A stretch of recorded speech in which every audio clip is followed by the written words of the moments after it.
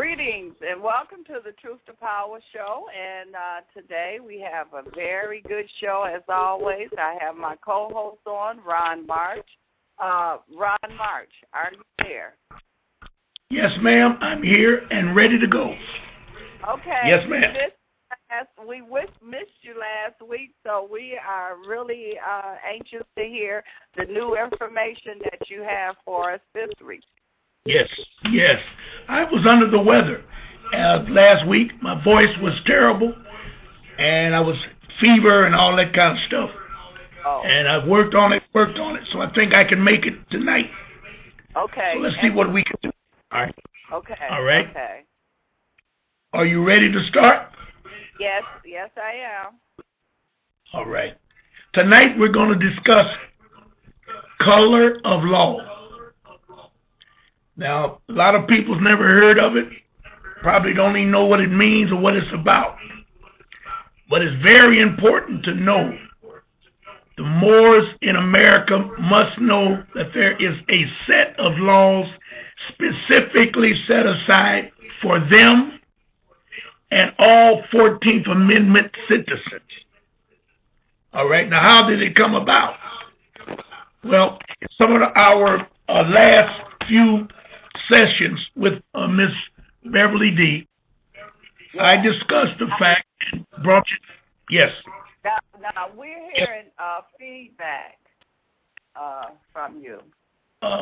Yeah. Let me see. I don't know how to stop that.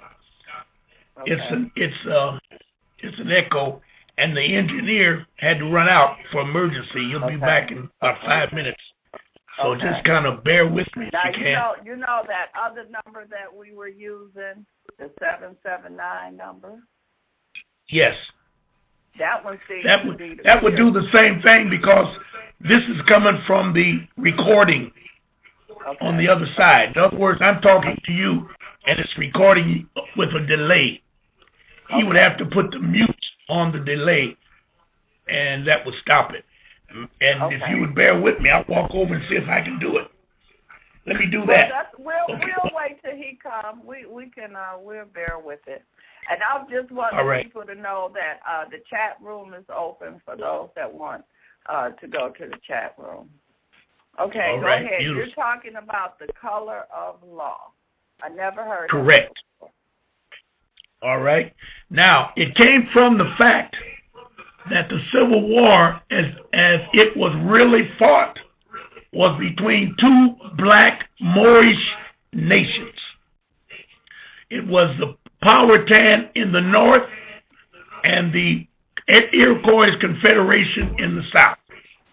Now, that war came about because when they called for the Continental Congress to have a session to work it out legislatively, there was a huge argument and discussion. And part of the Iroquois nation, which was the Mohawk Indian tribe, walked out of the session, which made the total head count less than a quorum, and they had to shut down the entire proceedings. And that was done in 1861. Now, they never told us this type of information. You can look it up. The order that shut it down was called, I can't pronounce it well, but I'll just spell it. Sinedie. Sinedie. It's a Latin term meaning without fixed day. No date and no day is set for reconvening. You get that, Beverly? I got it. Okay. I got it. All right. Okay. So that meant that any government, a Congress that's been in session since 1861 is de facto. It is really not a legal process of law. Our engineer just came back, and maybe you can turn that echo, mute that echo down a little bit or something. All right? So, since they walked out, there was no room and no session for a recall. So because of that, Lincoln, president, set up what we know today as the Liber Code, Liber-Code. Y'all need to look this stuff up. Okay. Now, the Liber Code was set up, and it was signed by the president at the time, Lincoln, and it became the first executive order. And that feedback is back. Can you read that? Yeah, it's he made it worse. Just tell the engineer he made it worse. It's a little worse, okay. But if you put it on mute while it should work, you don't need to hear it. Right. So we're going to put it on mute and see what happens. Yep. Okay. All right. Now, we'll be talking about Liber Code. Libercode. Now, that Liber Code, there is a lot of articles in the Liber Code, and we're still in that executive. Well, let's do it again. Okay. You ready? Yeah, you're ready. Paul comes in, just leave it alone, right? All right, here we go. We're going back to 1861. Now, we're talking about color of law. You got to prepare yourself, because this is a set that you need to know. You got to know this. This is very important. So the set of laws is called color of law. Now, after they walked out of the conference the Congress in 1861, they failed to set up a new date to reconvene. So the president, realizing that there was no government, no legal government, he signed an executive order that today is called the Liber Code, Code.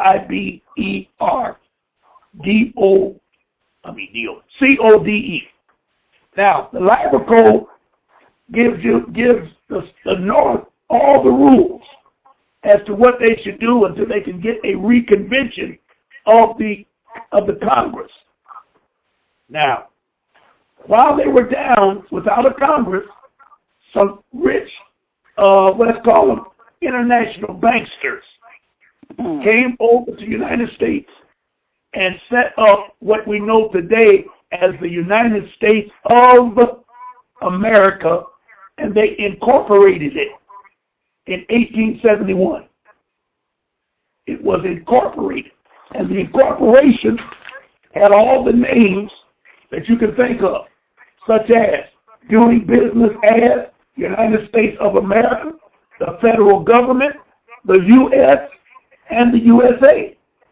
This is not a lawful or authorized government of this continent, nor sanctioned by the United States Republic Constitution. The key word is Republic Constitution. So they just created a new government as a corporation and called it a government. Now, Ron. Yes. Who were these bankers and where did they come from? They came from England, all over the world. The Rothschilds, the J.P. Morgans, all those big rich families back in the day.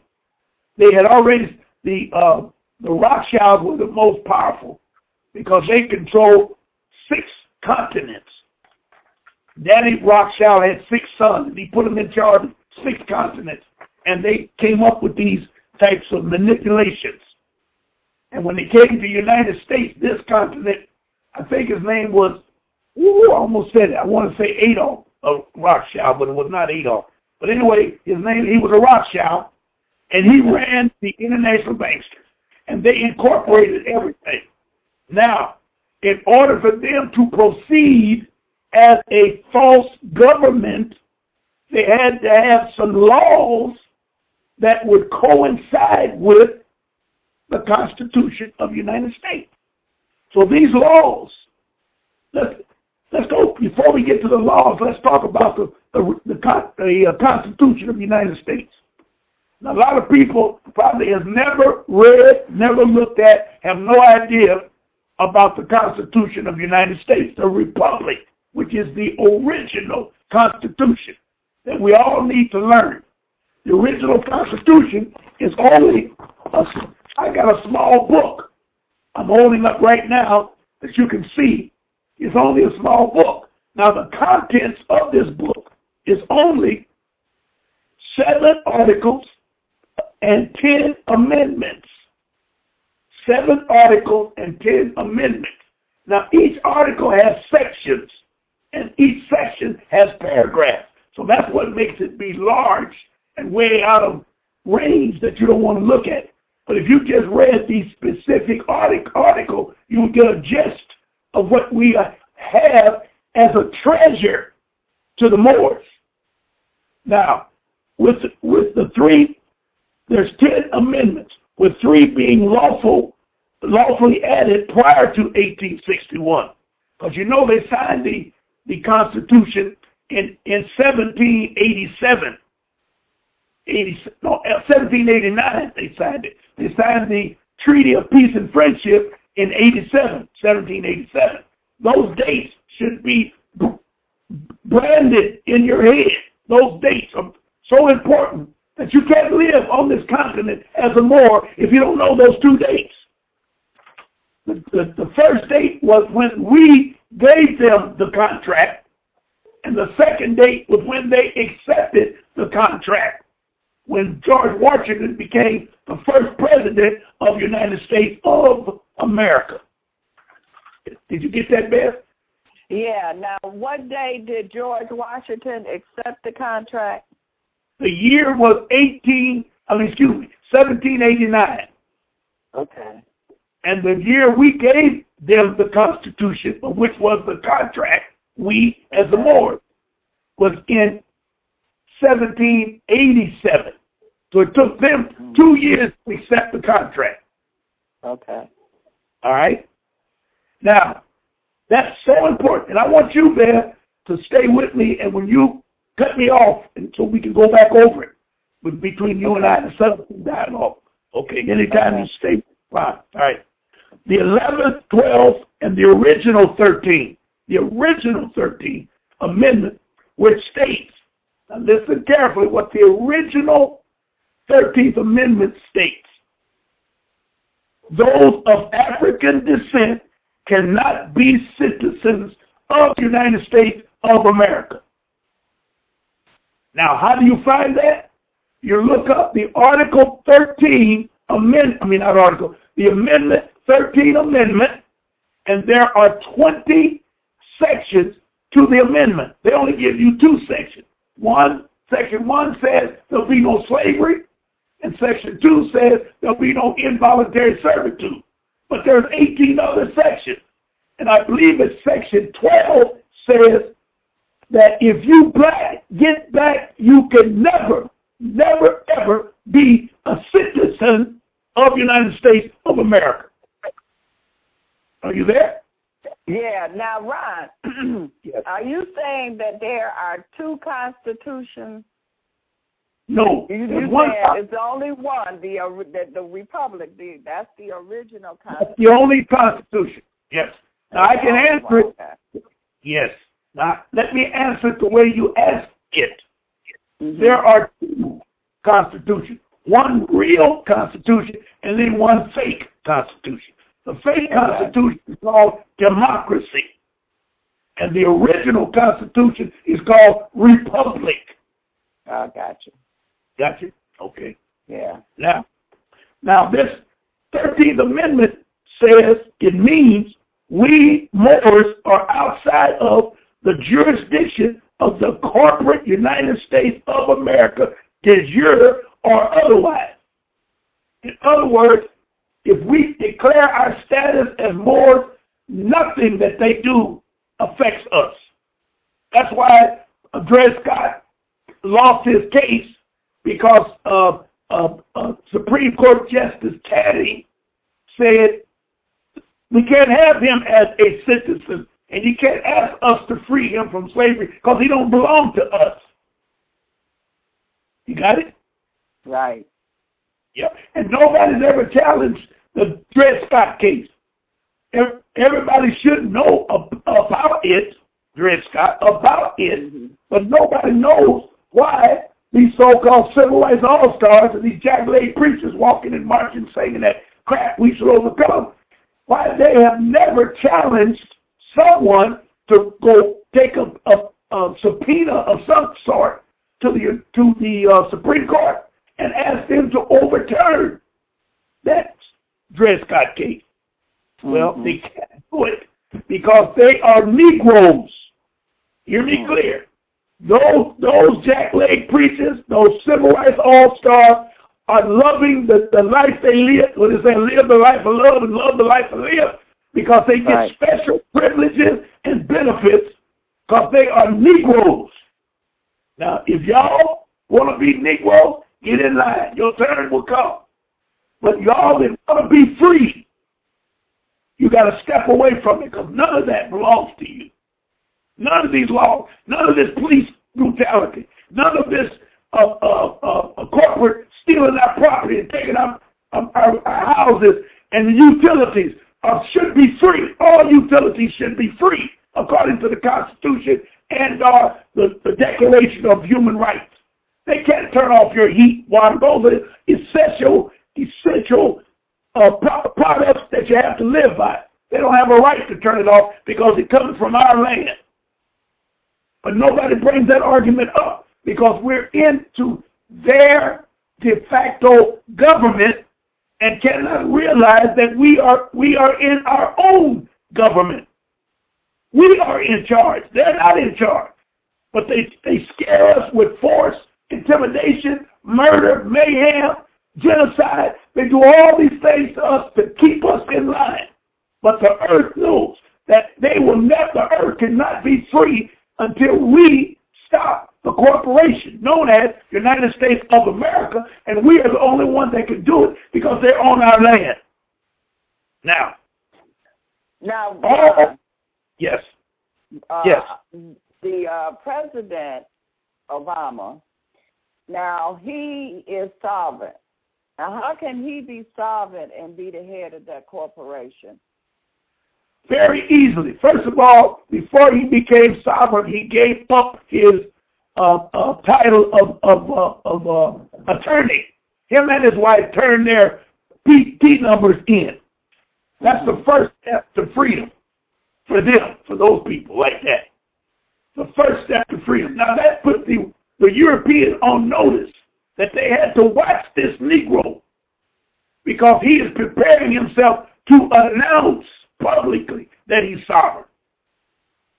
You see? And once he does that, it will open up the gates for all of us to move into the position of being sovereign.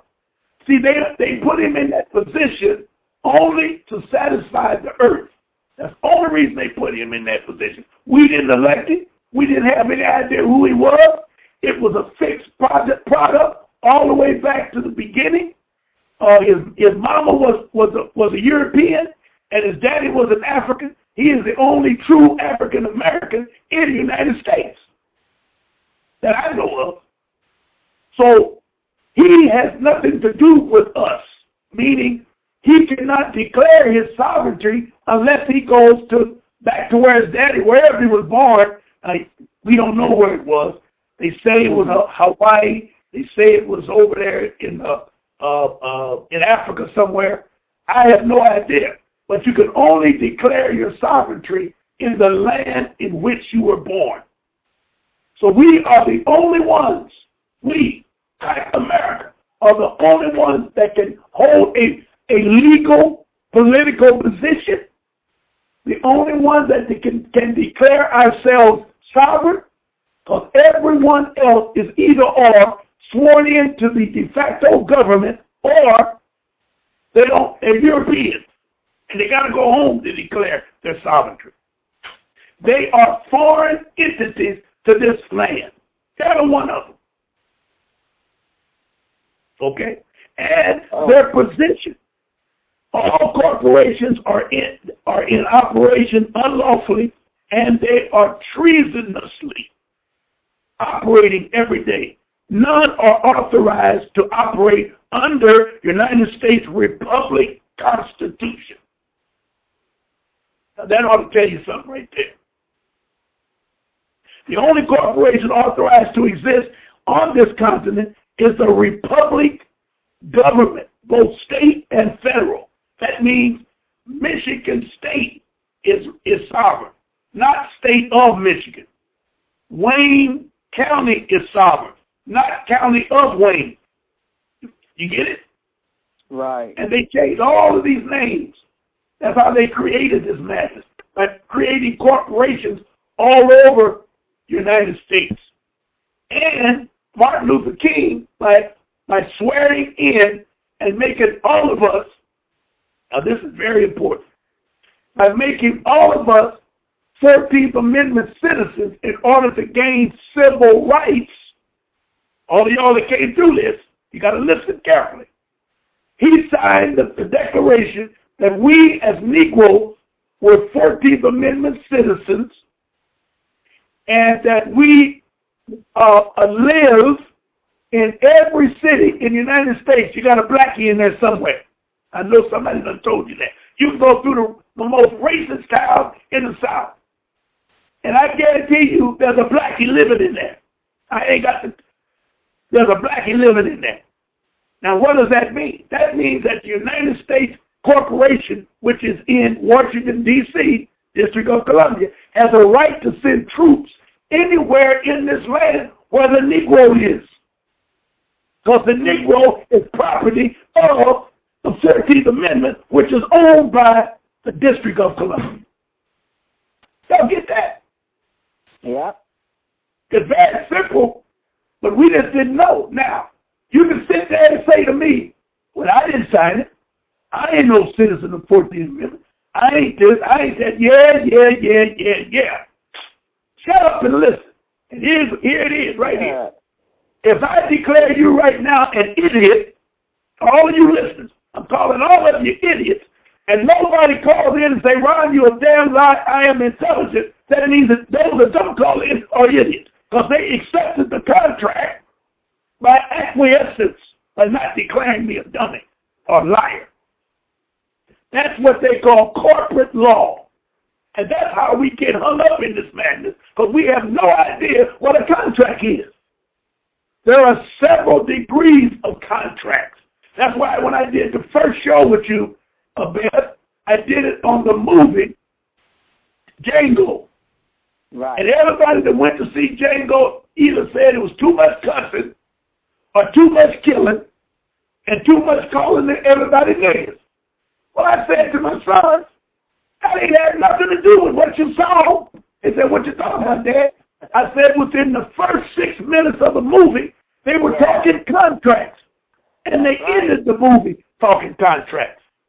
This country, the whole corporation was set up as contracts because it's a corporation. The United States of America can only operate through contracts. And the most powerful contract they could ever have is the one that's called acquiescence. And that's the one when you don't say nothing. And it's also called a tacit, T-A-C-I-T. I can't spell acquiescence. But T-A-C-I-T is called tacit. I can spell that one. Tacit contract is when you don't say nothing. I've given you the example of going to the church and the woman getting the ride home. I don't need to go back through that. But she accepted a acquiescent tacit contract by throwing her head up thinking she's about something when she should have told me to go to hell and get on away from there. Or she just strutted away as if she was cool and come to find out she's the biggest idiot in the church. And all of the other people was idiots. And the preacher was a big idiot. If he didn't know, he didn't tell them what went on. They all went home saying, yeah, Ron Martin was a rapist, and he's probably doing time right now. Lord help them people. That's how it works. That's how it works. Now, let's keep on going. This is why the treasonous laws being imposed on the people by foreign corporations must be exposed. I'll read that again. This is why the treasonous laws, every law that you can think of, there's only 2 laws a sovereign can commit. Let's start right there. You have any idea what it is, man? The what? Say that again. There's only 2 laws that he can commit. two crimes that a sovereign can commit. I'll tell it to you. Murder one. Yeah. Murder one, and damaging somebody's property. Okay. Everything else is color of law, de facto, made up, statutes, ordinance, legislation, garbage, something that somebody set up in order to control you. And you must remember, when we raised hell in the 60s about civil rights, they stopped using white citizen councils, they stopped using black code, and they started using what we all agree with today, and that is ordinances, city ordinances.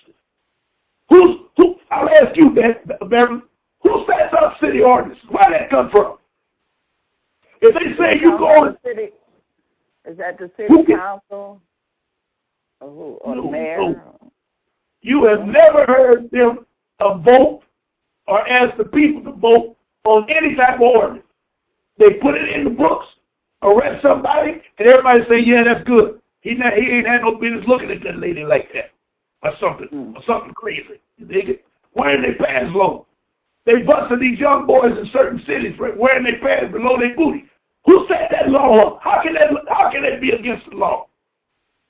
He's not exposing his private stuff, but they set up what they call city ordinance. Okay, now wait a minute.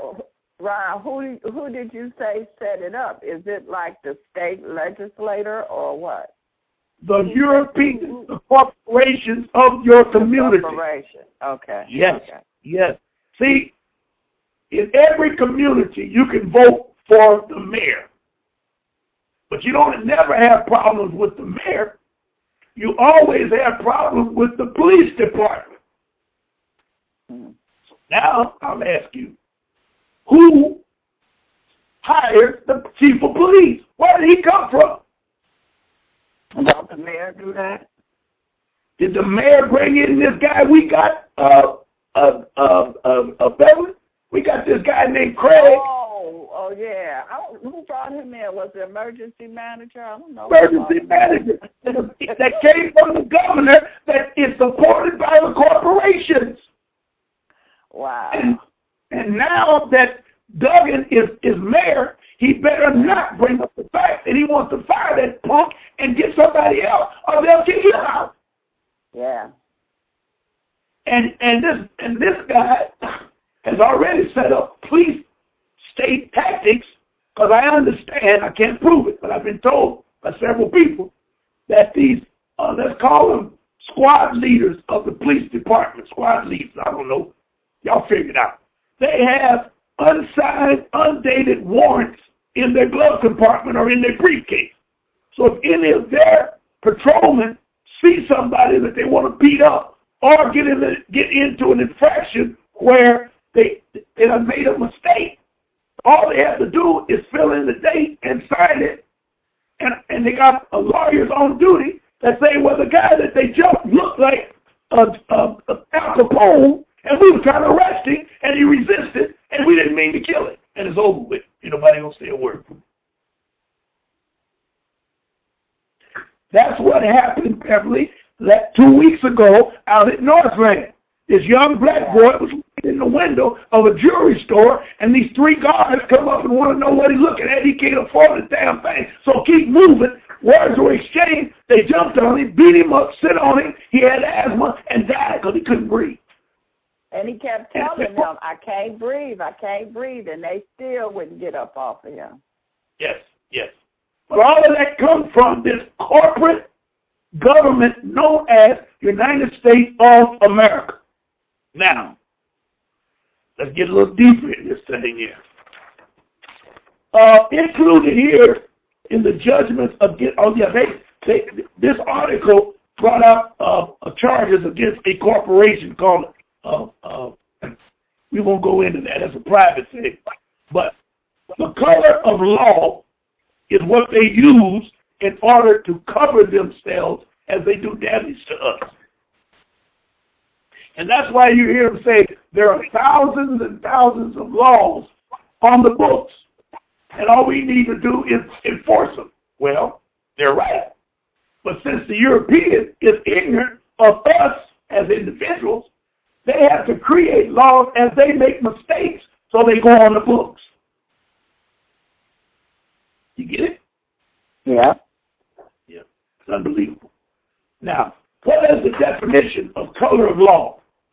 And it's 3 words, color of. In other words, colored people, color of people. They used to call us colored people. You may be too young to remember that, Beth, but we went through I remember. Colored people. I'm dating people. myself, but I remember. And they were really telling their white people that we didn't exist. Whatever you do to them is okay, because they're colored people. They're not real. They're color of people. And we was tearing the door down, trying to get into their government, as we're doing today, talking about we're going to march on Washington and all this crazy madness. These niggas went down to Carolina talking about move the flag and all that old kind of crap. And it ain't got nothing to do with the Europeans, because the flag belonged to the Iroquois Confederation, who fought in the South of the so-called Civil War. And are you telling me they don't know that?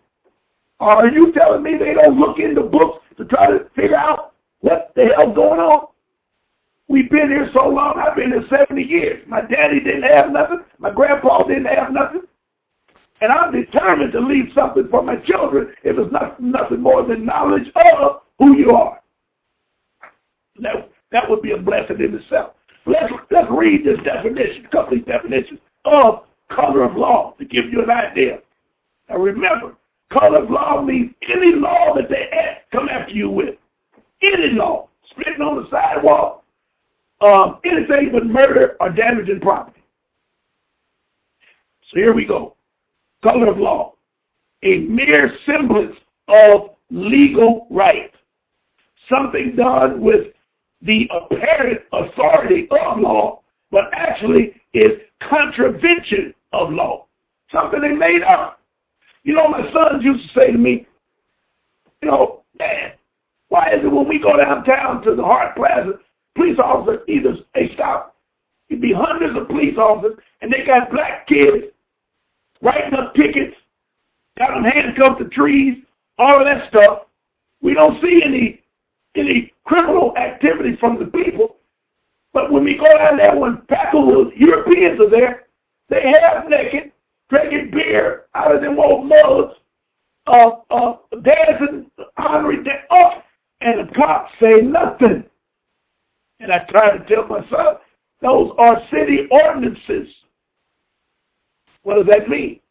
The European has privileges because the corporations know that they're going to spend money and they don't want us down there because they don't feel comfortable with us there.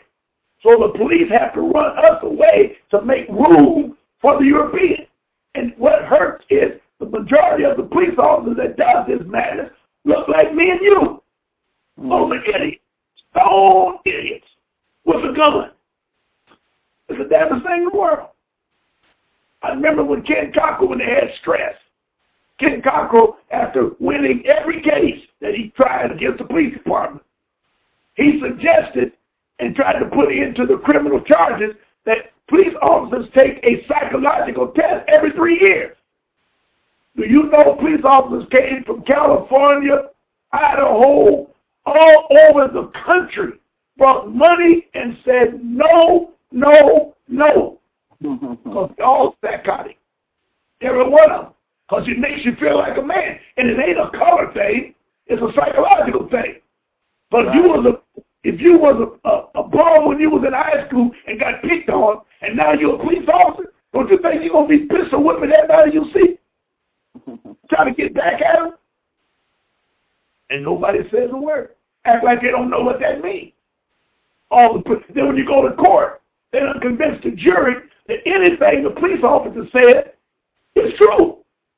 And they are the biggest liars that ever put on a pistol. Every one of them. Because they have to protect themselves because they're only rent-a-pigs with a badge and consent of the corporation, which is United States of America, so they have a right to do what they're doing because they know they got immunity from the courts. So they just lie, make up stuff, just lie. Nobody says a word. This is why we got to expose this fact. We got to wake our people up. So let me finish here. Here we go. A mere semblance of legal right, something done with the apparent authority of law, but actually in contravention of law. The plaintiff claimed in court that under color of law, the officer had deprived him of his civil rights.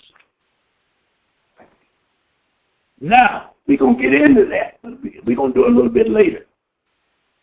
Deprive him. If a cop stops you, and let's just say for a traffic violation, he has violated your civil rights. There is a United States Code 42 that will put that officer in jail for life for stop giving you a ticket. Number one, you didn't hit nobody, so there was no damage. Number two, you didn't kill nobody, there wasn't no blood on the street. So why did he stop you? Oh, your blinker didn't work. Oh, you looked like you was going to turn left, but you went right. Oh, yeah? Now, he can get away with that as long as you are a Negro 14th Amendment citizen because you belong to the corporation.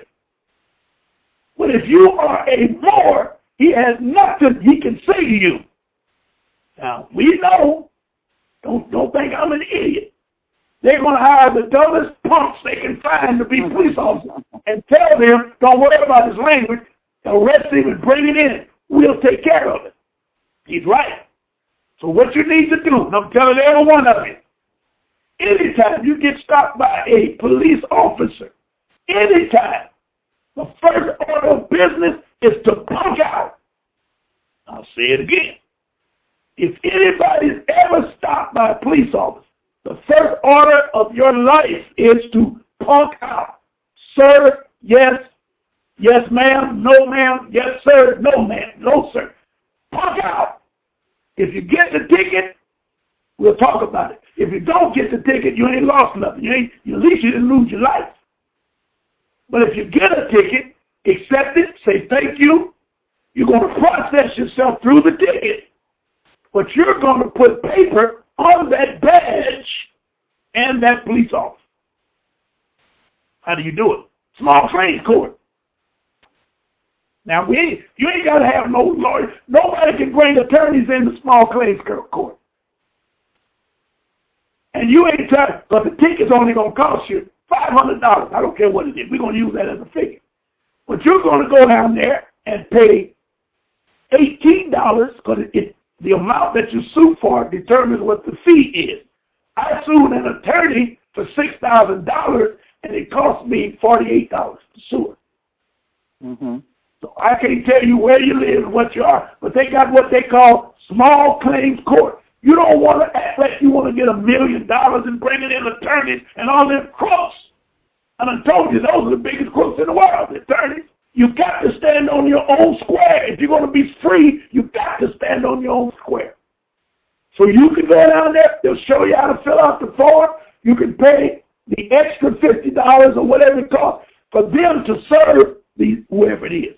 That's the best way to do it because the police officer is going to hide and make sure you don't find it. So your best bet is to have the marshals or somebody serve you. You can sue him for $1,000. What difference does it make? I bet you he won't give you a ticket again. I guarantee you that. And if enough of you do it, the whole police department is going to stop in that neighborhood because they know y'all going to put them in jail. And the cops are on their own, so they're going to be reluctant to write your ticket. Because they don't have a right to write no ticket. None. Unless you tear up somebody's car, run over somebody, or kill somebody. But you gotta declare your status. You can't stand there like a nigga and talk about you get out of my face. I know y'all. Yeah, you're gonna be, yeah. They got a place for you called a cemetery. That's where you go. Because they got a gun. Who the hell ever heard somebody argue with somebody with a gun? We had a female. And she gonna read the police officer his rights. By the time they drug her out the car and drug her across a Walmart parking lot, hurt herself, knees scratched, tore up her toe. It was a mess. And she's still talking about she got some rights. I said, don't even call me. Because they have guns, they have backup, and they got a new thing now, that little microphone they wear on their shoulder. If you talk intelligent to them, like something like you're going to quote some law to them, they're going to just push that button and say, oh, we got a sovereign out here. 13 police cars, whoop, coming down on you with guns drawn. Because they already have established that sovereigns want to kill police officers. You can be a fool or idiot if you want to. Go ahead, Steph. You say they say what? They think that they want to kill police officers. Yes. All right, let me tell you what happens. About 2008, you can go on YouTube and bring it up. It might have been earlier than that.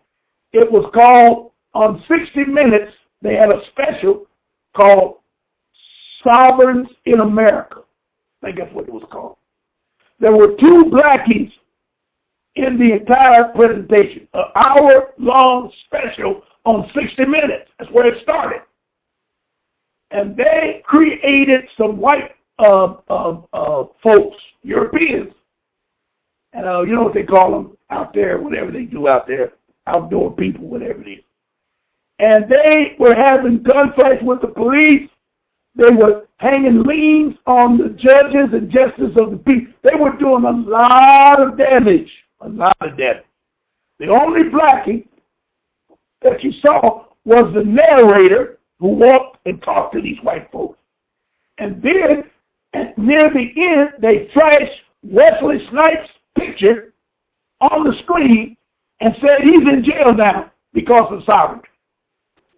Mm-hmm. Now, everything criminal that happened, police and Europeans were all right. And then the family of the father and son that were murdered by the police in Walmart parking lot, the wife had already sued 60 Minutes prior to putting it on the air because it was all a lie, because they had to make it into a novel movie so the people would get the question that sovereigns were trying to take over the United States. Unbelievable. And now, since then, every opportunity, you'll hear it on the radio. I heard one day said that a woman and a man kidnapped a police officer because they had a trial tribunal set up in somebody's garage that they were going to try him for treason and hang him in the garage. Lord have mercy.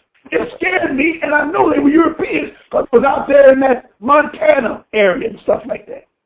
Okay. Now, I've been following this long time, and I know white folks have been moving away, trying to form their own government for a long time. But the problem with the white sovereign, we call them title sovereigns because all they want to do is go back to George Washington. They don't want to go, which would be 1789. They don't want to go back to 1787 to the signing of the agreement and the Constitution. They want to go back to George Washington so they can do a better job of setting up this corporation than these idiots are doing, and they're going out of business. All the corporations today are going out of business because the economy is done went flat. And here's a question I'll ask you, man. You've been in business. Why is it that you can never borrow money from an institution if you own a business, if you cannot show projections that you're going to make X number of dollars more next year than you made this year?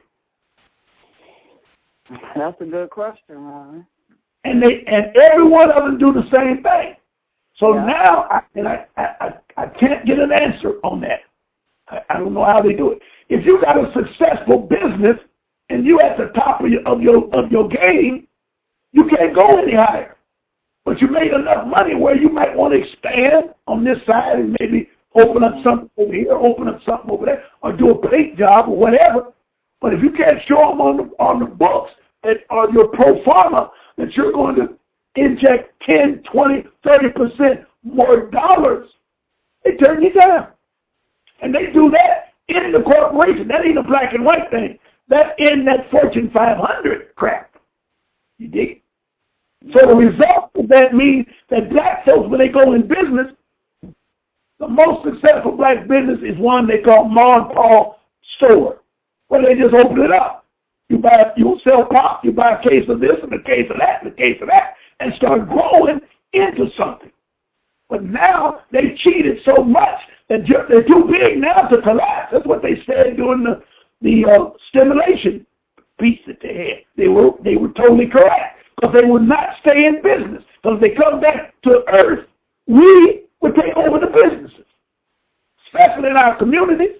Look at the Arab stores in our community. They started out selling groceries. Now they're selling underwear. I saw one other day, had some long johns in there. And I'm saying, I need me some long johns, but he didn't have any pants.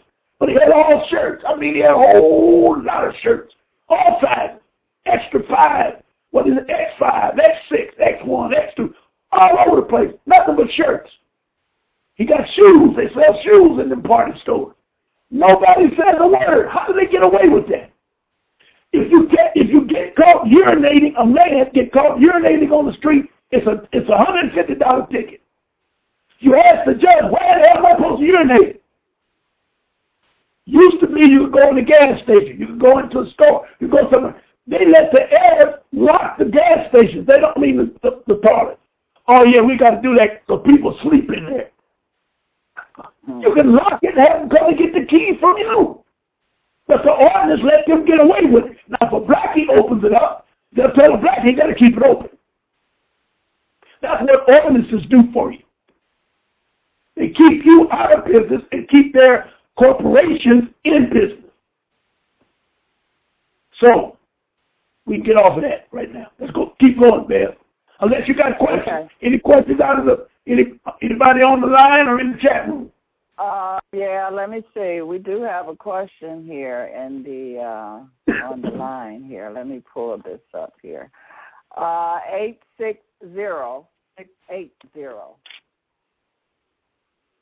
860. Going once. Can you? We can hear you. Can you hear us? Okay, Ron. We're gonna have to go back to this person because there could be it's not connecting. All right. So where I stopped was in the definition.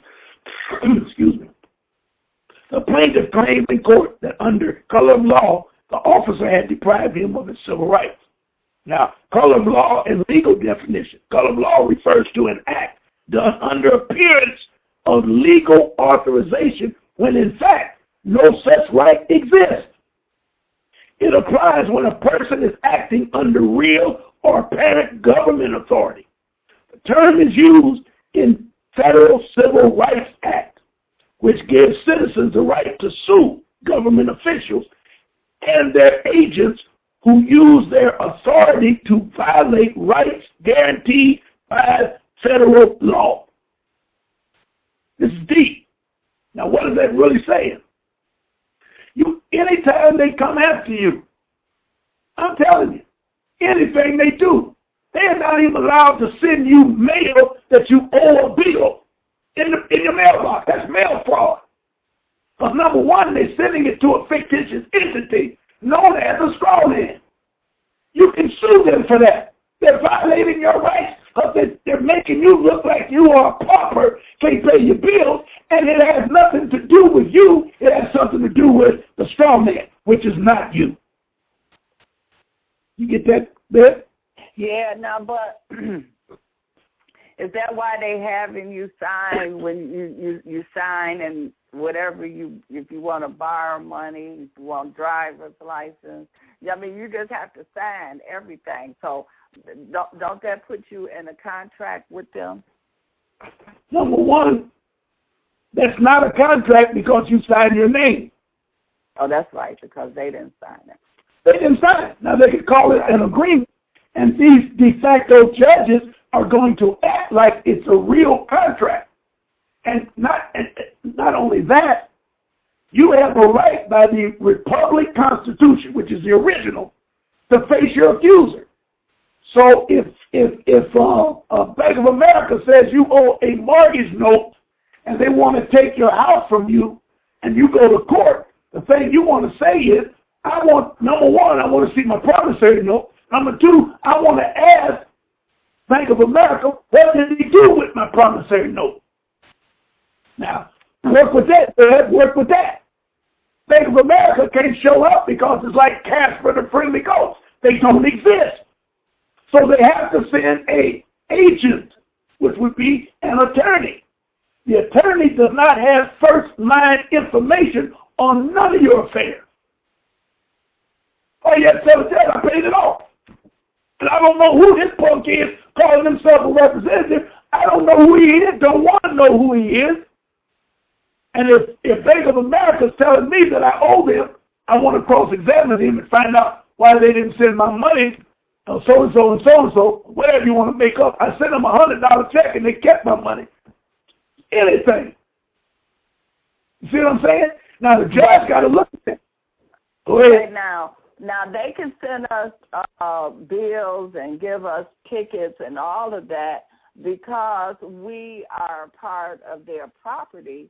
Once we become solvent, then it's a different story. But until then, can't they do that? Do what they're doing? Yes.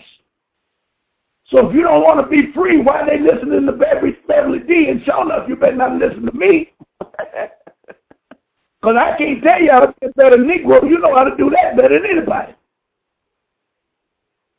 Now, the key to signing your name there, just don't ever forget this.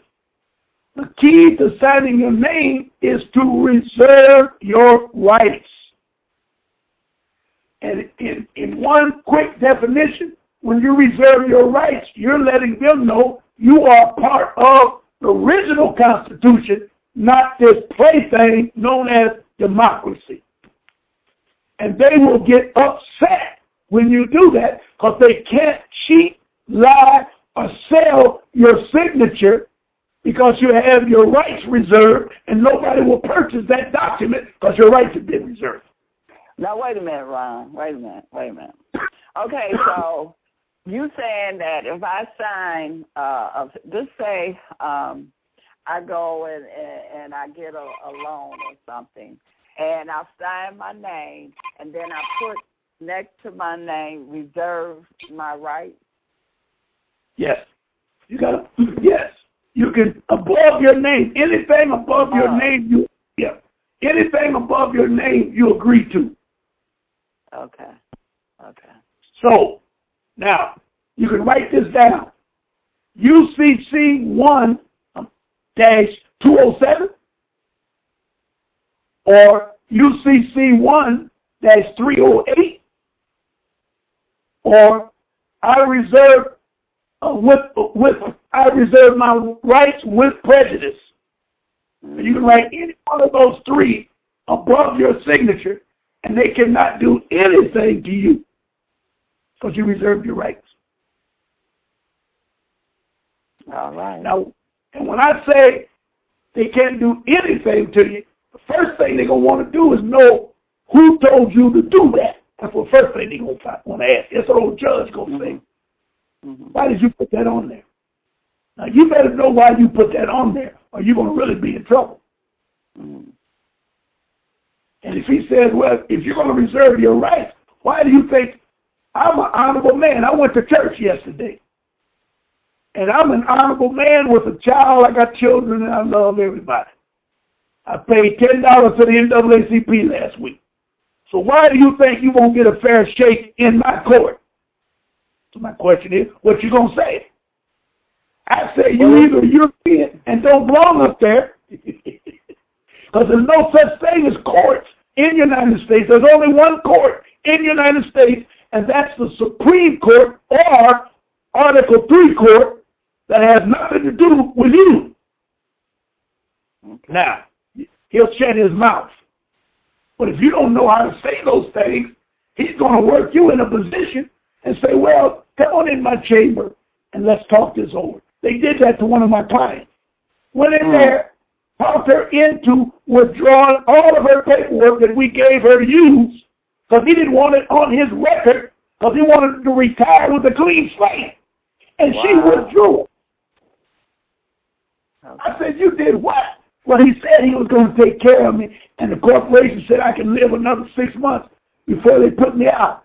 I said, good. Get away from me. Oh, my God. They do that. I'm telling you, a judge asked me one day, I was in there for a credit card. She said, Mr. Marks, do you have the credit card? I said, yeah, I got it. She said, did you use it? I said, yes, I used it. It's a credit card, ain't it? She said, well, what makes you think you don't have to pay? I have to pay mine. I said, well, ma'am, I don't want to call you an idiot. But if you don't know what you're doing, you're supposed to pay. Well, what makes you think you're not supposed to pay? She got a little attitude, trying to act like. I said, well, I put my money up. My credit is up. These people have put up nothing. If I give them this money, I am really enriching them illegally, illegal enrichment. And that's a law. And you cannot enrich someone like a con game. That's what they call it. It's got a better name than it's called enrichment. Unfair enrichment, something like that. Well, that means that you made a con on somebody and got the money and didn't do it, and they agreed on it because they didn't know, and then they come back later and say, you tricked me and blah, blah, blah.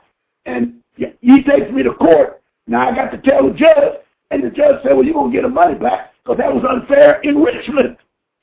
You didn't do nothing for him. You gave him a phony contract. There's got to be, listen to this carefully, there's got to be equal consideration on both sides of the equation in order to have a legal contract. What did they give up? What does Visa, MasterCard, what do they give up in order for you to have to pay them? I'll answer it for you. Nothing. They steal all of your money because they get it through interest and late fees and initiation fees. That's how they make their money. And they don't put up a dime, a lousy dime. They put up nothing. All right, then, we're at the top of the hour. Let's take a quick break. Okay, we're going to take a 10-minute break, and we shall return. And I'm going to put on some local artists here. Okay, yes, all right. Yep. Are we ready to go? Yes, we are. All right. Now, this is the second hour, so if you get any calls or anything in the well, box, we have a couple of them already. Well, let's do it. Yes. Okay. Now, for those of you that would like to call in and talk to Ron or ask him some questions, the number is 347-215-8041. That's 347-215-8041. We have a caller at 678-362. 678-362. Hey, greetings. Greetings, friend. How are you? Doing well. Just wanted to let you guys know I really appreciate the information. And I had a quick question that is a little bit off your topic today, but I just wanted to know if you're going to have any information or shows on the King or the Queen of England and how the Moors related or how they were connected to that particular family. I've been studying a lot of information or a lot of stuff, and I don't hear a whole lot about how the Moors were connected to the Queen, which we know that the Queen has a lot to do with some of the state that we're all dealing with here in some of the state, brother. Well, all of it. My bad. Yeah, the corporations is owned by England. They belong to the bar, British accredited was our registry. They all belong to them. And all of our freedom is locked up in the courts. So as long as they control the courts and we stay Negroes or coloreds, then they got us, they own us. That's why I'm trying to get this info out so we can wake up and step out of this madness and declare our birthright. Mr. March, so how does the Moors relate to the royal family? Do you have any information relative to that? I do not. I'll do some research on that. But I do know that the Queen of England was related to Haile Selassie. They were cousins or something crazy. And I heard that a long time ago. And I have no idea the hookup. But I'll tell you this. England, as you know it, was black first. And England, as you know it, was in New York State in the beginning. First. If you look at any constitutions, I don't know if they have constitutions, but any agreements or treaties of any country on earth, they were all signed, as I was told, after 1776.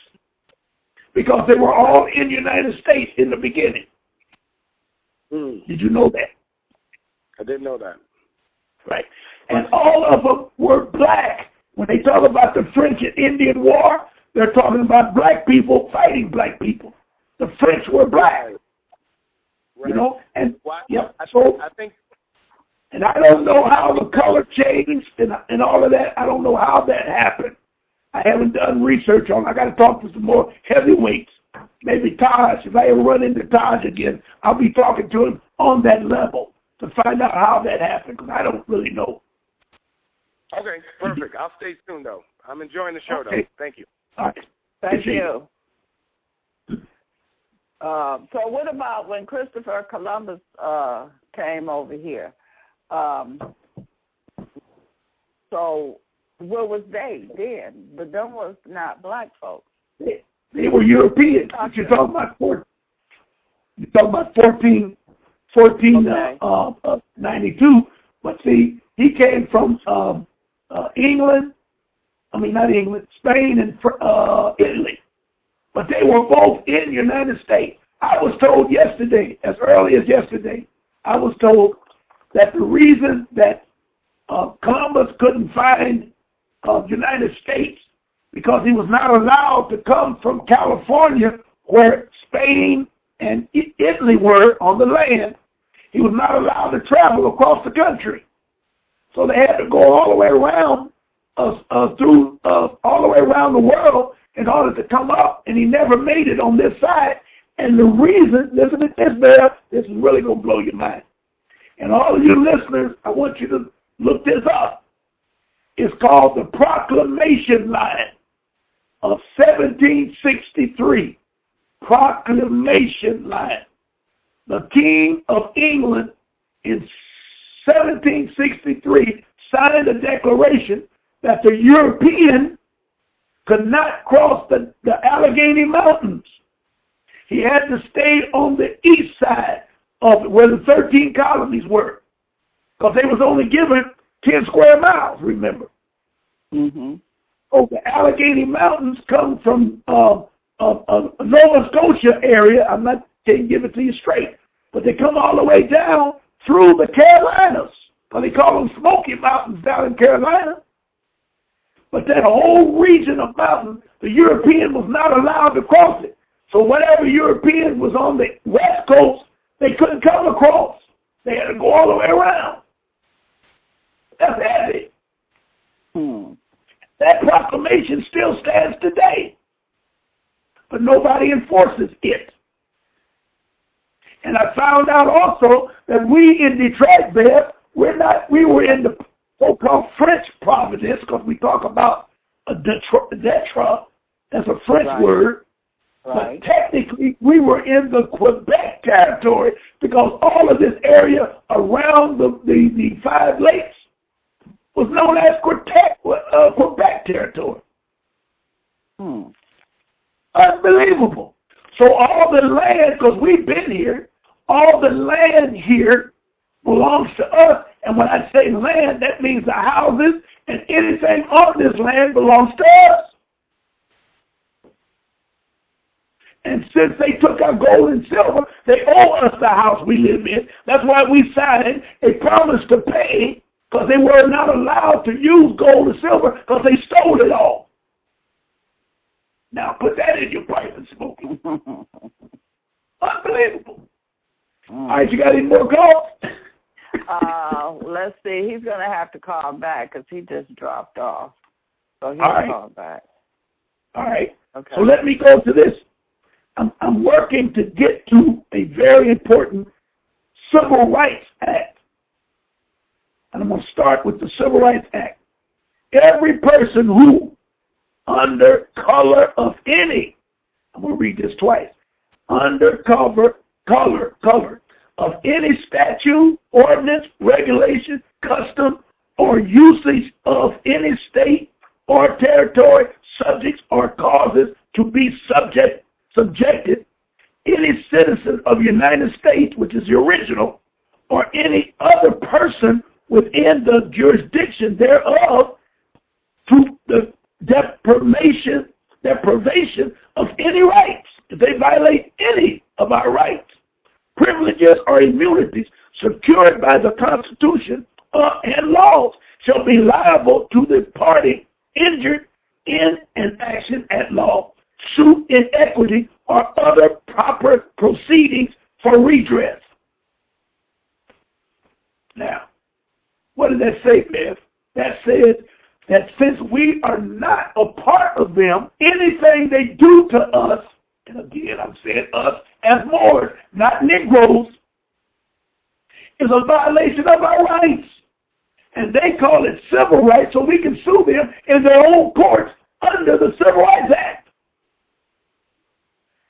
Acting under color of state law, which is another one, is misuse of power possessed by virtue of state law and made possible only because the wrongdoer is clothed with, let me get the second page, hold on, with authority of state.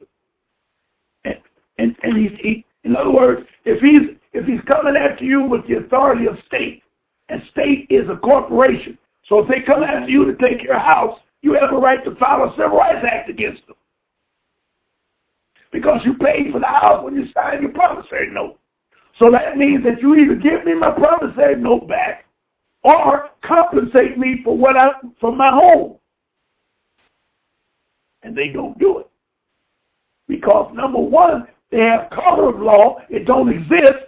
Number two, we don't know who we are. Number three, we haven't read the Constitution to know our rights.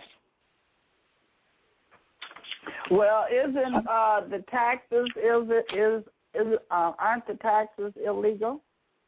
Yes. On your house? Yes. All taxes are illegal. Yes. And the Constitution tells you about taxes, and we also talk about the Indian being the only one that can be sued. I can't give you the quote, but it's in there. It says that the Indian is the only one that is exempt, and there's no such thing as an Indian. So who are they talking about? Indian, by word, is how they say it, a derivative. Now listen to this. I'll be a professor before this is over, man. Indian is a derivative of Indios. And Indios is another derivative of Indos, or black, or dark skin, or dark color. All of those are derivatives of Indios, or Indio. So now, excuse me, when you put that in a package, there's no such thing because all of those are descriptive words. They're not nationalities. They're not real people. They're color of people. So an Indian is a color of that 14th Amendment that they keep talking about.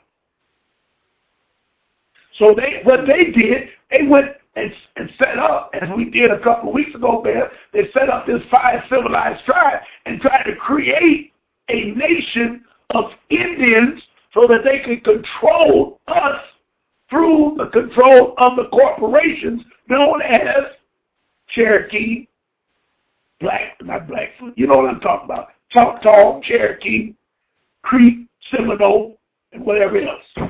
Those are corporations set up by United States of America.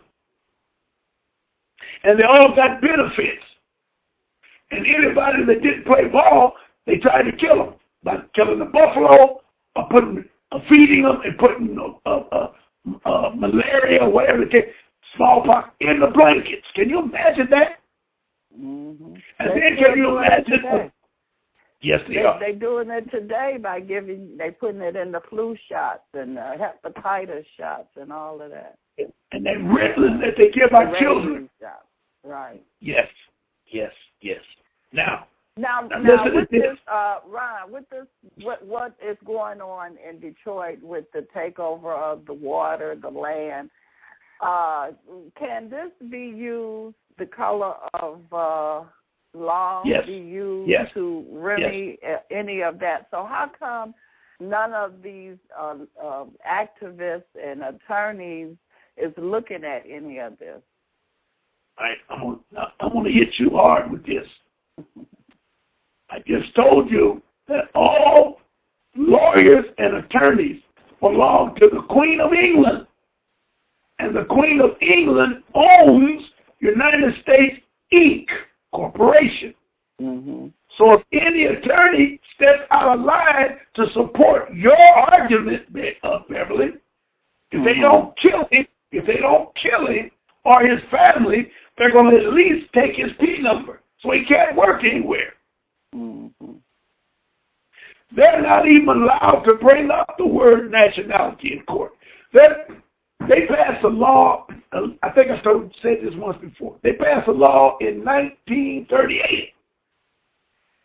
And the 1938 law said, in court, Supreme Court passed it, that no attorney is allowed to address any case law prior to 1938.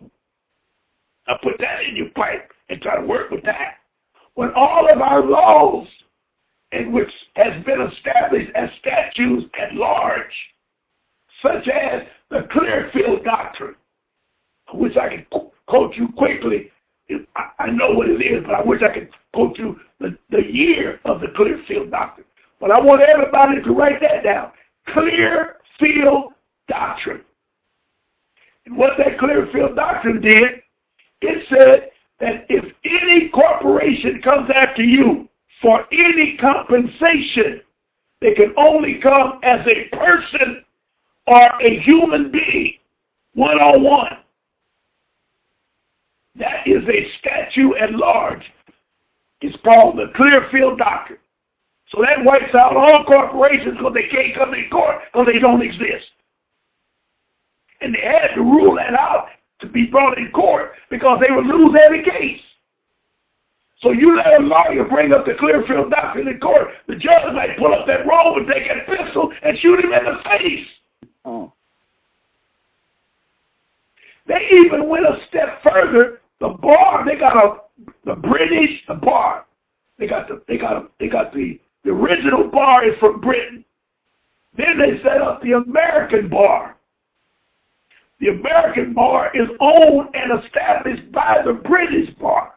So all of these lawyers, when you check them about the British accredited registry, they'll argue that it's some kind of crazy mess. We don't have nothing to do with England. They're damn lying. They have to swear to give up their citizenship to the United States, real United States, in order to be an attorney. That's why Obama and his wife gave up those P numbers, because they cannot stand as the real president of the United States as a black man and have a P number. Because you have sworn to uphold the Queen of England, and you cannot be black. Think about this. You cannot be black and swear to uphold the Queen of England. You could be shot for treason. So they gave up their P number. Right. Now, don't get me wrong. I don't trust them, neither one of them. But I'm watching them. I am watching them. Because he's in a hell of a position, because if he steps too far out of line, they will kill him. If he announces certain things that has to be announced, do you know that Abraham Lincoln, John Kennedy, and they say it's one more, I can't think of it right away, but I'll just use those two. Both of those were killed for the same reason. Oh, I tell you what I can throw in there. Gaddafi, Muammar Gaddafi, and I can throw in Saddam Hussein.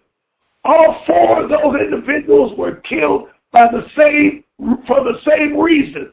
And that reason was they wanted to create real money. That's right. And the corporation said, no, no, no.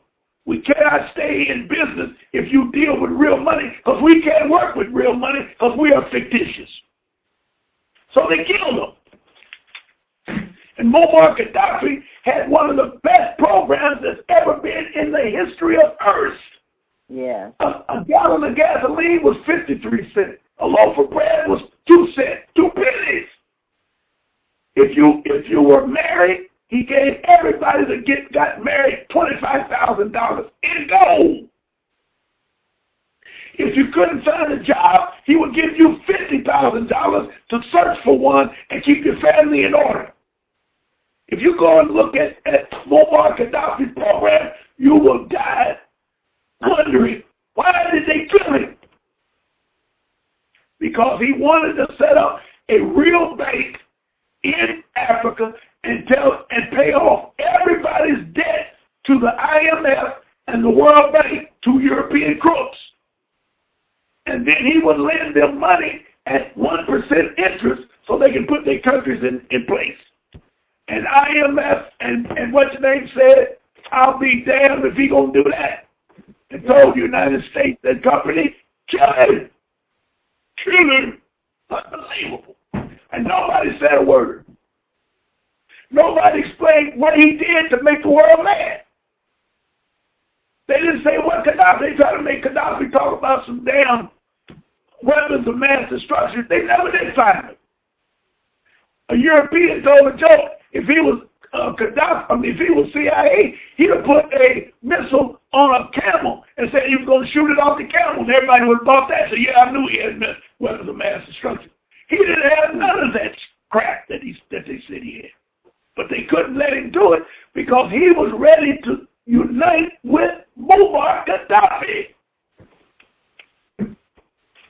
We need to wake up. And the world is waking up, but I'm afraid that our people will not wake up fast enough, and they're going to want to go with the European. And my job is to put the word out. That's why I'm so voiceless and so forward. I ain't got time to sit up and listen to somebody whine about some crap when I'm giving them the truth. You ain't got to take it. But as they say, accept it as truth or go away without it. I don't give a damn. I didn't come over here and set up to do this program just to tell you a barefaced lie, because I want you to hear me talk.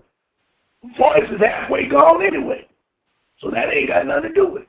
I'm just giving you the word. I think my creator said, give them the word, Ron.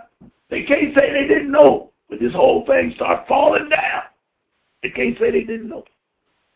Now, wait, Sue Bell. Huh? We're not through unless you got... Go ahead. Yeah, I got a caller. We could take this caller here. 503-956. Yes. You're on the air.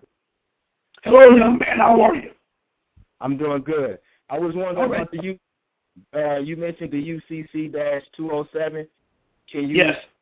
Are you able to use that to declare your status? Are you using that to declare your status? No. You're using that to preserve your signature. Anytime you sign anything, you use that UCC 101-207 or UCC 1-308. Put that above your name. Anywhere, anything you sign. And that alleviates you for all those hidden tricks and all those illegal color of law that they set up that you had nothing to do with. Okay, what if I sign my W-4? Can I sign my W-4 at work with that? Would that like stop like certain type of garnishments that's like illegal? I'll tell you this, they're going to come to you and tell you you can't do that. My job or your job is going to tell you can't do it. See, the person that takes up taxes, let me show you how ignorant people are. Any person on any job, any corporation, anywhere in the United States that runs the W-2 forms and all that stuff, payroll department, they are legally or technically a member of the IRS. They are supposed to get a check from the IRS because they are agents of the IRS. Now, they sign a contract to get that job so they can put fear in them. If they don't do what they're supposed to do, they'll go to jail. So the first thing they're going to say when you start signing your name in that your job site with reserving your rights, they going to come to you. All you got to ask them is, what did I do wrong? Don't start arguing and try to act like you know something. Ron March told me. No, don't even say that. Just throw your hands up and say, oh, what did I do wrong? They say, well, you can't put this on it. You say, why not? Well, we don't do that. Why not? I have a right to reserve my rights.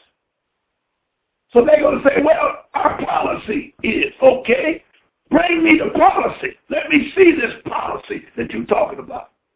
And then I may consider. You see where I'm going with this, brother?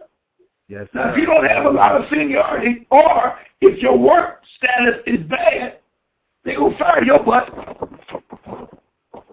Are you still there? I'm still here. Do you understand what I'm saying? I understand.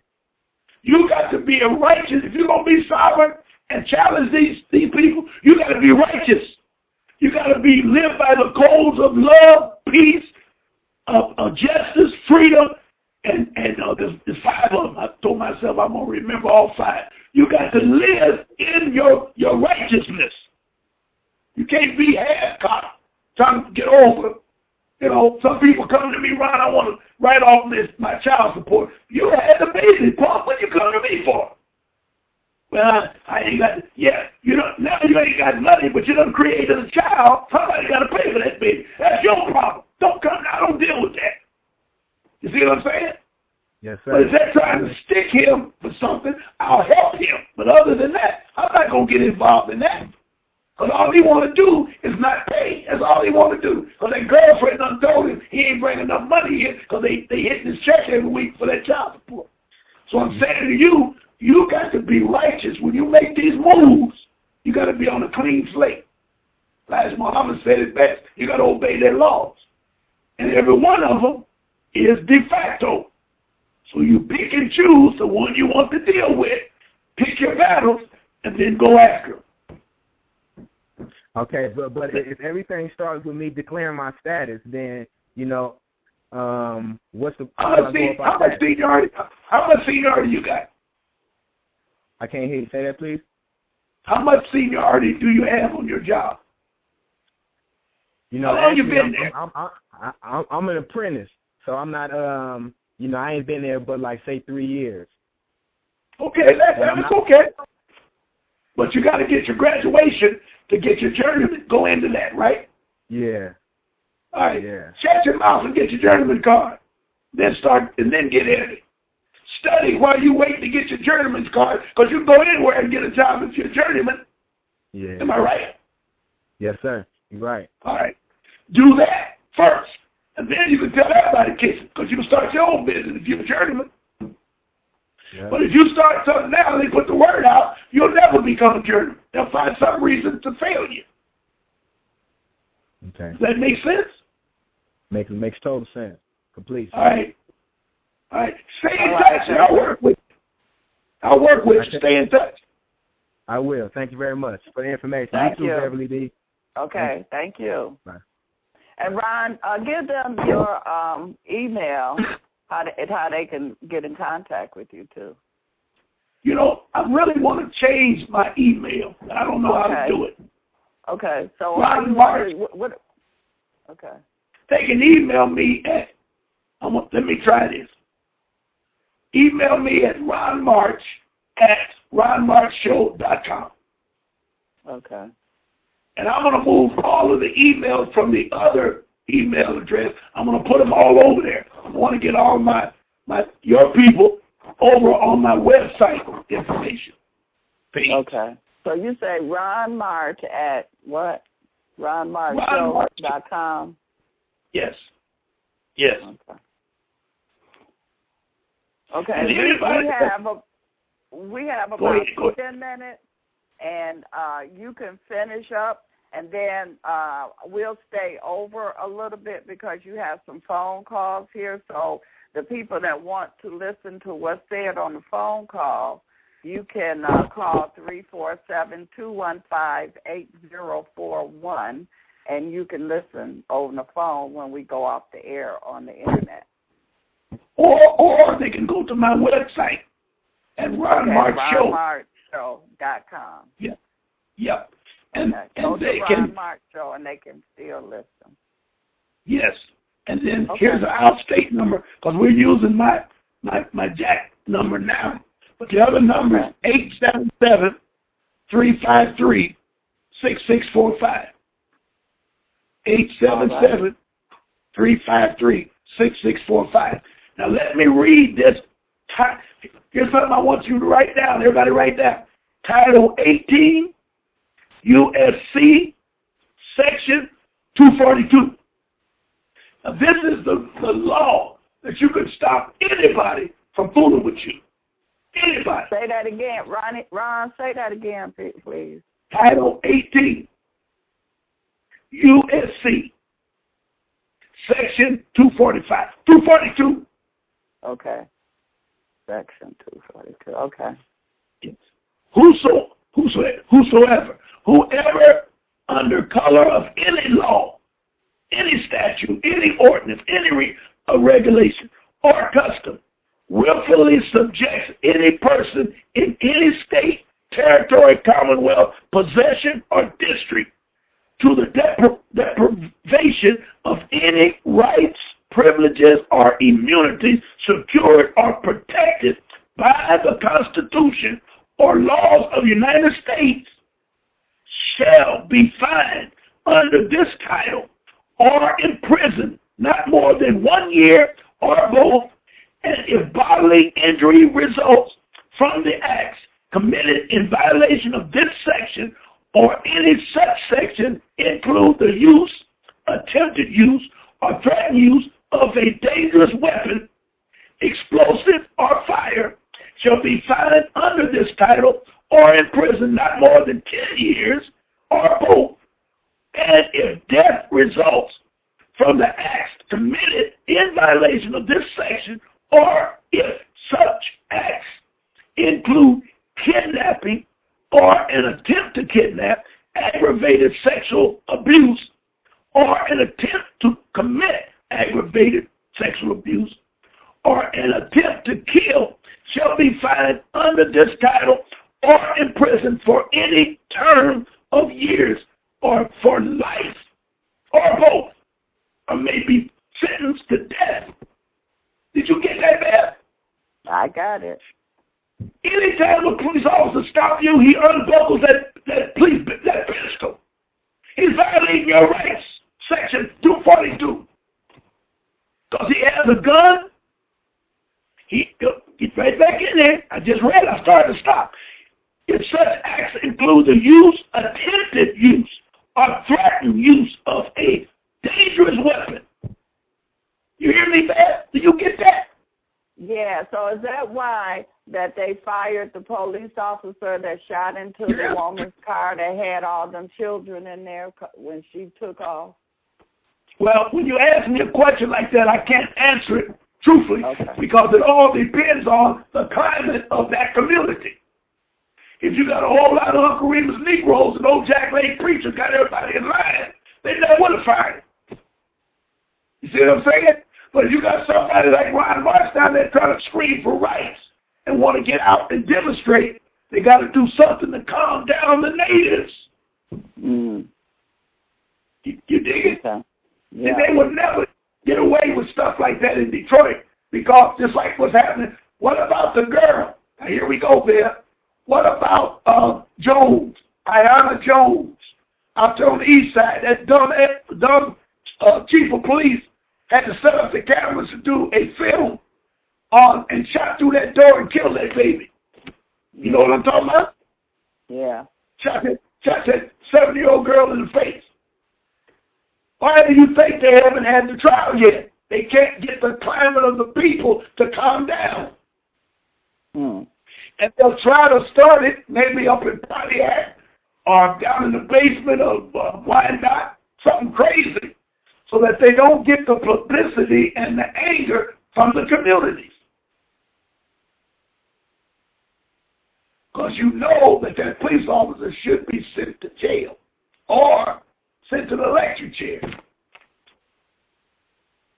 And don't forget, if you think back, as soon as it happened, they got 4 Negroes to come on the air of the news channel, and said he's the best white man they ever worked with. Did you see that? No, I didn't see that. I believe it. I believe it. I believe it. That helped these brothers. All right. Now that what I read you is Title 18 USC Section 242. Now, if you go to 241, this one is called conspiracy against rights. This statute makes it unlawful for 2 or more persons to conspire to injure, oppress, threaten, or intimidate any person of any state, territory, or district in the free enterprise or enjoyment of any right or privileges that is secured to him or her by the original Republic Constitution or the rights of the United States or because of his or her having exercised the same. Now, when you go in court and bring up, for example, what I just said, Clearfield Doctrine, well, the lawyer's going to say something stupid like, well, he don't know what that is. And the judge is going to say, well, I ain't never heard of that. They're conspiring against you. You didn't go in there to teach them law. You went in there to save your life. Now you got to stop to teach them the law. They are violating your rights under the conspiracy against your rights. You get it? 2 or more persons conspiring. They done been to school. And they're going to tell you we don't know nothing about that. And they only say that because the bar told them don't recognize nothing before 1938. Now you got a brand new charge. Violation of your conspiracy against your rights. Y'all need to read Title 18. They got it all in there. Can you follow me there? No, are you with me? Are you with me, sister? I'm with you. I'm fine. I'm keeping up. Okay. All right. The enjoyment of any right or privilege, boom, boom, boom. It further makes it unlawful for 2 or more persons to go in disguise on the highway, Lord have mercy, or on the premises of another with the intent to prevent or hinder his or her free exercise or enjoyment of any right so secured. Yes. It happens all the time. They come in there and try to intimidate you. You know what I mean? Try to act like they're somebody. They ain't, oh, Lord have mercy. Punishment varies from a fine or imprisonment of up to 10 years or both, and if death results or if the acts include kidnapping. I want to talk about that. Anytime a police officer takes you to jail, he's kidnapping you. I don't care if you owe $1 million in tickets. First of all, the tickets are insecure because they are in violation of your rights because you didn't kill nobody. But now he's going to take you to jail in order for you to pay it and hold you over a period of time. That's kidnapping. That's coming from Bobby Franks. Frank, I used to bark that one out all the time. Franks and that other that chopped that baby up. Ooh, almost called his name. They set up that kidnap act when Franks and, oh, come on, Ron. Anyway, these 2 Europeans kidnapped this rich baby and tried to extort money from the family. And the family paid off, but they couldn't release the boy, so they took a chisel and cut the body up, put it in a suitcase. Lord have mercy. What was it? I can't think I of it. remember. But anyway, they set up Bobby Franks was a boy, but the two chumps that did it, I can't think of their name. But it was big. It was big back in the 40s. Okay. But anyway, my point is, let's get a little further. In such acts include kidnapping or the attempt to kidnap, meaning they threaten to take you to jail because you keep running your mouth. Attempting to kidnap. Aggravated sexual abuse or an attempt to commit aggravated sexual abuse. Women should study that one, sexual abuse. Or an attempt to kill shall be fined under this title or imprisoned for any term of years or for life, or may be sentenced to death. Man, it can't get no heavier than that. All of this comes under the color of law. And the color of law means anytime they come after you for any reason other than murder or damaging property is de facto. The law don't exist. It's not a legal law. It's the color of law. So you make it clear to the court that I was arrested on a traffic violation by color of law. Because the Constitution states, and my treaty states, I have a right to travel. I was not driving. I was traveling. Your law says driving gives them a right to penalize and or fine and or charge you a fee to drive on the highways because you're doing a commerce. Truck driver, bus driver, cab driver, jitney driver. I was doing none of that. I was taking my wife to church. I was traveling, and I had my friend Fred, who was a visitor to me. You took Fred to jail because he owed some tickets, and you took me to jail because I wouldn't act right. You violated my rights under the color of law. The law you use don't exist. Oh, Lordy, help me somebody. Now, Ron, the movie, the show that comes on top, you know, if you ever look at the what? The show that comes on. The show that comes on TV, Top. And so when they show you how they arrest these different people and things, okay, so on one hand, it's illegal, but then if those people are their property, they're not solvent, so they can do that. What they're doing with them. Yes. So, and they're putting fear in the community because the first thing they're going to say to you when you bring up what Ron Mark said, oh yeah, they're going to throw your butt in jail. Okay, they may do that. But they are jeopardizing their careers, their families, and everything they own because you can take it all away from them because they violated your rights. Gotcha. All right. And if enough of us start filing these charges, they'll stop acting stupid to quit giving us these tickets and all this madness and hijacking our cars, calling the tow truck to pull your car away. He didn't have a contract with you to pull your car away. How did he do that? Oh, you owe tickets, so we're going to take your car. How? Oh, we got tow truck companies coming. The tow truck company has a contract with you. They don't have a contract with me. This is my property. Oh, no, the state owns this. I reserve my rights when I sign that paperwork. Fool. But you take it up with the judge. Yes, I will. And in addition to that, I'll hang paper on you and your badge. Now, I'm saying this after the fact. You don't want to argue with them out in the street about this. But these are the things that you're going to investigate once they do all of this to you. You want to put a ticket or a charges against the tow truck company? You want to put a ticket against the bailiff if he comes out? Sometimes when they do that, they pull your property. I had a client that they took his car because he owed credit card ticket, a credit card. Well, that was such man.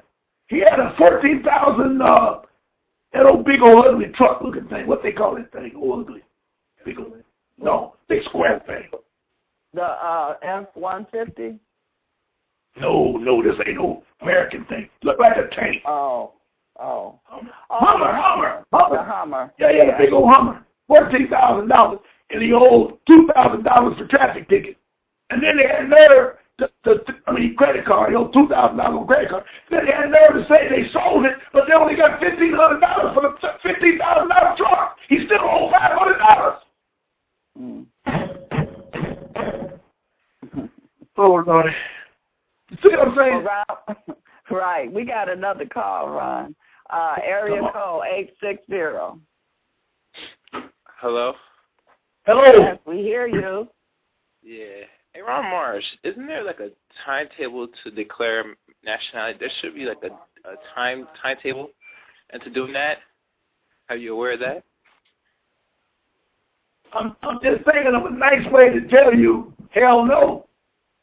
Fraud, there is no statute of limitation on fraud. So no. That's what I said. I said timetable for anybody that wants to choose to declare nationality. Timetable is a statute of limitation, young man. That's a legal term for a timetable. Statute of limitation. You said that at the time been canceled when we can declare nationality. Is that what you're saying? Yeah. All right. I'm saying to you that there's no statute of limitation on fraud. And since you didn't know about it until you heard Ron Marks, it starts today. Now, if you keep living in this fraud, you accept it. But if you get busy, then I don't care. I'm 72 years old. I didn't file my UCC until I was 60 years old. Then I stole all of my money. Now, I hope they bring up some crap like you just asked me. I might cold cop because they have tricked up. Your grandma and grandpa died broke. Your mom and daddy probably, I don't know, but they probably died broke. They can't transfer it to you. So now you telling me you're going to lose all that money because you didn't know that you had a nationality and nobody ever told you? No, sir. Once you find out 100 years from now, you have a right to file paperwork. If you have a 30-year mortgage and you find out in your last 2 years of paying all that money that they tricked you, you can file paperwork and file for conversion fraud. Look that up. It's called conversion fraud. They owe you every dollar you pay times 700. You look it up. Don't ask me. You look it up.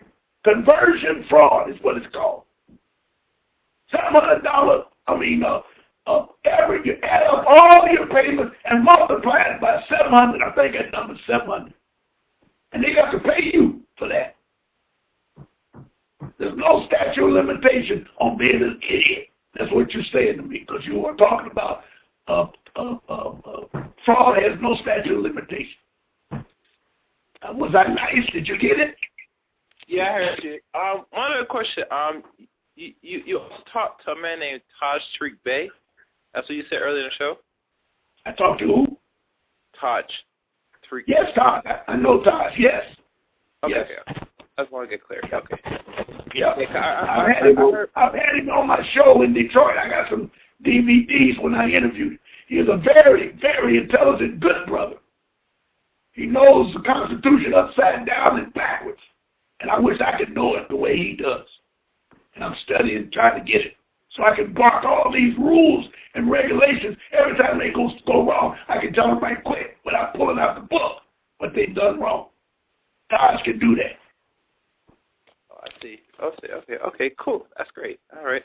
Yeah, because I heard it from another show, from another sister. I'm not going to say her name, but you might be familiar. But she said from another Moorish person that said there was a timetable on that step. But I say, how the hell is going to be a timetable with most of the people that if we're original to this land, there should be no timetable if people want to choose now to choose to get the right now to declare their own nationality.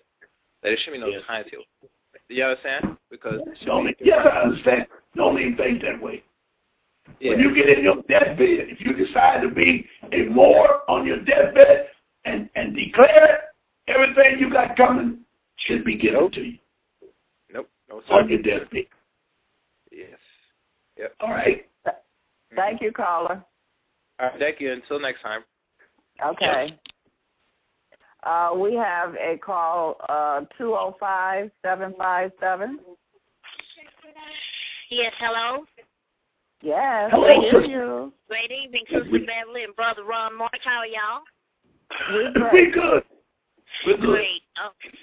The brother that just called almost answered my question about the difference between the Moors, and you were saying if you were Moor on your deathbed and you asking for what's coming to you, then you should get it.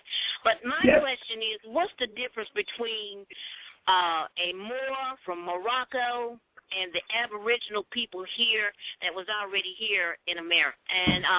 And all the rules and regulations that apply to us, isn't that part of the reasons why the Moors are going through so much stuff? Because if you claim to be a Moor, then wouldn't you say that you were from Morocco over in Africa? And if you claim to be a Moor, then you would more than likely be gladly sent back to Morocco in Africa when the indigenous original people here in America are the original people, so don't claim to be a Moor? That's my question. All right. Are you ready? Are you sitting down, sister? I'm yes. Sit down, 'cause I'm getting ready to rock your noggin. Here we go. The Moors in Morocco were founded in 1956 by President Dwight D. Eisenhower. It's called the Moroccan Kingdom. Did you hear me? Yes, the Moroccan Kingdom. Yes. The Moroccan El Morocco that I talk about and all of the Moors talk about is the Moors Empire. Two different entities altogether. The hell with the kingdom. It was created by the Europeans to make people like yourself be confused as to where you're supposed to go. If you can visualize in your mind that all countries on earth today started in the United States, on this continent, every one of them was here. They all were pushed off in the War of 1812. And it took Morocco in Africa from 1812 to establish themselves as a government, which was a de facto government, because the Europeans helped them set up what you call Morocco, and they took the land from some other people to make it Morocco so that they could create the kingdom of Morocco and to confuse the empire. The Moroccan Empire is called El Morocco, L-E-L-M-O-R-R-O-C, El Morocco. It was all over the earth. We were everywhere. We were the first ones on earth. You got to understand that what we're doing now in trying to seek our freedom is nothing new to the Europeans, because he knew this time was coming, because he raided the pyramids and read about us coming to life.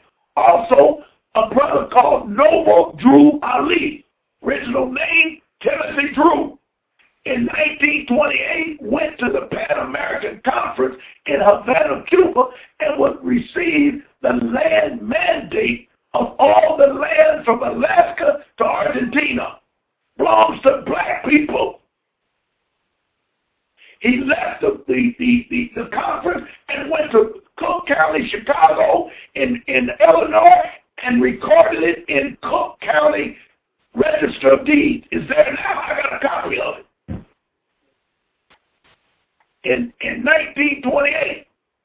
So all of that madness and all them Arabs and terrorism had nothing whatsoever to do with Black America. They did all of that to confuse you. And everybody said, I ain't going to be no Arabs and terrorists. Moors are Arabs, and Arabs are terrorists. All of that's trash, lies that was set up by the Europeans in order to confuse us and for him to buy time. Is that a good answer? Hello? Yeah. You don't sound good. You have to be very careful who you claim yourself to be. Yes. That's what I've come to know.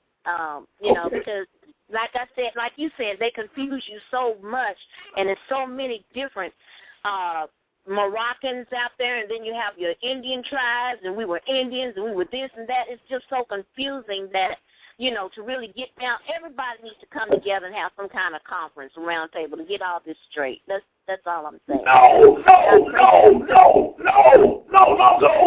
We can't come together and get no conference because everybody's trying to steal what we got. I'll tell you what you do. And I want you to call back next week. I want you to look up OLMEC, OMIC. They're known as the rubber people. Right. Or the copper people. You'll find that they were in North America 16,000 years before Jesus.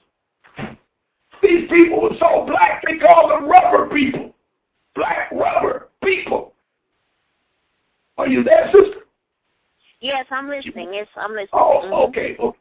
You look it up, and then you start thinking about all of this madness that they're putting before us. I said earlier, there's no such thing as an Indian.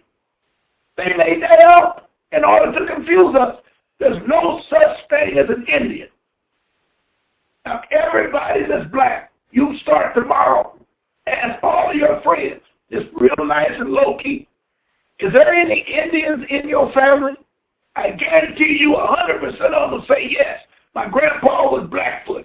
My uncle was a Seminole. All that. How is that possible? If we wasn't that, how is it possible? And if you ever look at an Indian, it looks like your sister or your cousin. Europeans did that.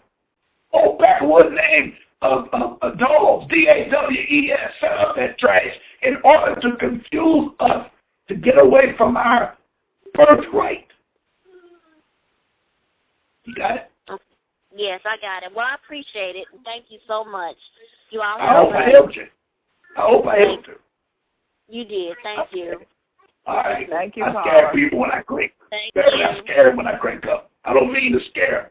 But I want to make an impact. I want them to go look. They got to search who they are. Call us 516-516-203. 516-203. Are you there? Okay, all righty. Okay. I heard somebody. No, they said they had pushed the button to raise their hand, but they said they was just listening. Okay, Ron. So that's it for tonight. We have went over, and we shall return next week. Okay, let me announce history lesson. Yes. Let me announce that Saturday I'm doing a special in Detroit on Black History, our story, not his story, our story, at 4 o'clock on my website. And you look at you Google Ron March Show. Don't put .com because it goes to a whole lot of stuff. Just go to Ron March Show, Google it, and then tap it. It'll send you right to my website. And I'll be on there at 4 o'clock Saturday. Okay, 4 o'clock Saturday on the Ron Mark Show. Yes. And you're going to be telling our history, not our history. All right, yes. Ron. Great. I appreciate it. Now, let me ask you before you go, do you have a clear understanding on color of law? Oh, definitely. Right. I read it. Yes, I read it. And then you explained some things that I wasn't quite comprehending. So, yes, I definitely have a better understanding. All right, sister. I appreciate you, and I'm looking forward to next Wednesday. We're going to wrap these noggins again. All right. Okay. Thank you, Ron March. All right. I thank you. Peace and love. Good night. Okay. Peace and love. Good night. Well, until next Wednesday at 6 o'clock p.m., join us again for this information. We in a classroom. That's what it feels like to me. So this is a privilege to be able to have this knowledge right here with us. So thank you again for listening. Peace and much love. Yes, sir. Rastafari.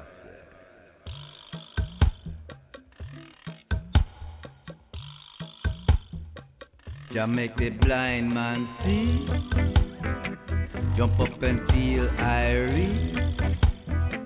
He make the lame man walk, make all the dumb start talk. That they may all be one, as thou have a heart in I and the eye. That they may also be one in I and I, that the world may know and believe that thou hast sent I. And the glory which thou gavest unto I and I have given them, that they may be one, even as we are one. I and them, and thou and I, that they may be made perfect in oneness, and that the world may know that thou hast sent I, and hast loved them, even as thou hast loved the I. Ready or not, you're gonna get a shot of this good red hot black African love. Step on the scene, and them heart pure and clean, ice cold and green, black African love. Ready or not, you're gonna get a shot of this good red hot black African love. Don't be so mean, the love is pure and clean, oh Lord. It make the sick get well, redeem the wicked from hell.